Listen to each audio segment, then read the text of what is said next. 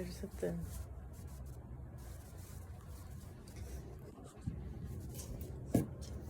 Okay, so I decided to do my informative speech on the civil rights movement.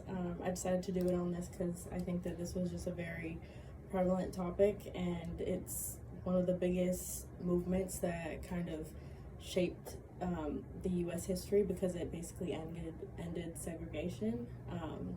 So the civil rights movement was a social movement that took place in 1954 to 1968 in the U.S. And this movement was led by an activist for the Black community that a bunch of you all know called Martin Luther King Jr. And the point of this movement, like I said, was just to end racial segregation and discrimination against the Black community. This movement involved many protests that were nonviolent and some civil disobedience just to get their point across. There was a law called the Jim Crow laws, which were a bunch of rules made up to legalize racial segregation. So these laws lasted for about 100 years, and this was after the Civil War, which ended in 1968. During this era, African Americans did not have the right to vote, they couldn't get jobs, and even have an education. Any of these laws that were broken during this time by African Americans, there would be harsh consequences such as jail time or like fines or possibly even death. There was something called the Black Codes, which were local state laws that were made to control the Black community. Basically, these laws gave very clear details for the Black community that they were only allowed to work a certain amount of hours, and basically just to vary how much they were able to get paid. It was just another way to control Black people and basically control like where they lived and where they were able to travel. Basically, slavery never really went away in this time, and it was, even when the law was passed that racial segregation was over, it was still redesigned into the legal system, which is why you'll see in jails and stuff that there's more Black people in it, or Mexican people.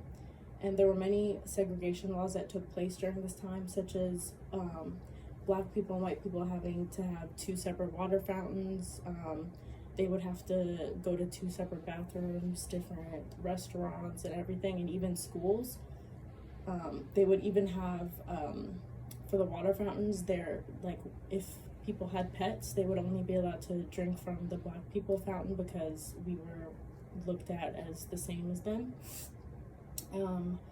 An example of segregation laws is the Rosa Parks story, which many people know, you've heard before. So basically there was a rule for the buses. Basically only Black people were only allowed to be at the back of the bus, and the white people had to be at the front of the bus.